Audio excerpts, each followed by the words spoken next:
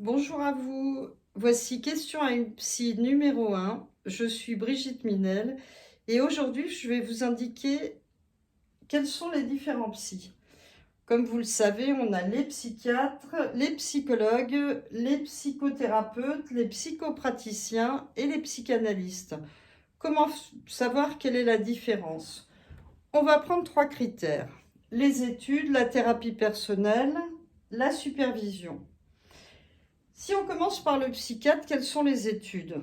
Le psychiatre est d'abord médecin, et donc ce sont les études de médecine classique qui s'occupent du corps, des maladies et des traitements.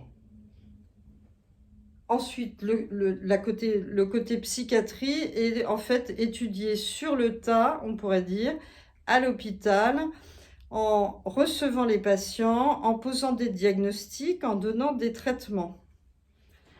Voilà. Est-ce qu'il y a une thérapie personnelle? Non, ce n'est pas nécessaire pour avoir le diplôme de psychiatre. Est-ce qu'il y a de la supervision? Il y a de la supervision à l'hôpital pour le jeune psychiatre apprend évidemment avec ses maîtres à donner les traitements. Maintenant, cas numéro 2, le psychologue. Quelles sont les études? Les études de psychologie se plongent vraiment dans le psychisme.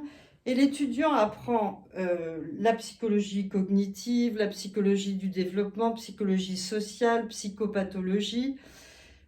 Voilà. Est-ce qu'il est tenu d'avoir une thérapie personnelle? Non, même si c'est fortement recommandé. Idem pour la supervision. Ils ne sont pas tenus d'avoir de la supervision pour avoir leur diplôme. Donc, les jeunes psychologues ont beaucoup de connaissances, mais si vous voulez vous adresser à un psychologue pour une psychothérapie, vous êtes en droit de demander s'ils ont fait une thérapie personnelle et s'ils ont été supervisés.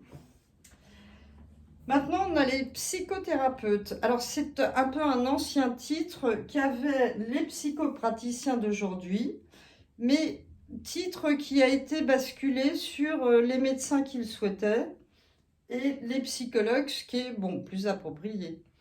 Alors, les psychopraticiens, ils font leurs études dans des écoles privées qui leur enseignent toute la psychologie appropriée pour pratiquer la psychothérapie.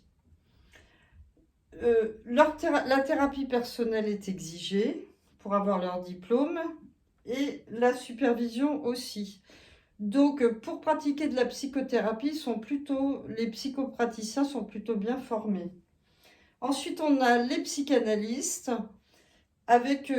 qui se rapprochent des psychopraticiens. Les études peuvent être variées. Un psychanalyste peut venir de la philosophie, comme moi-même, peut venir de la sociologie, de la psychologie.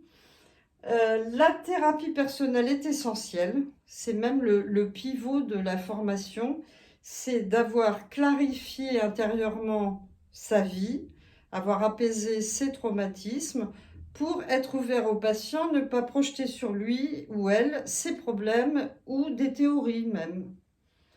Ensuite, la supervision, voilà, est obligatoire pour un psychanalyste débutant.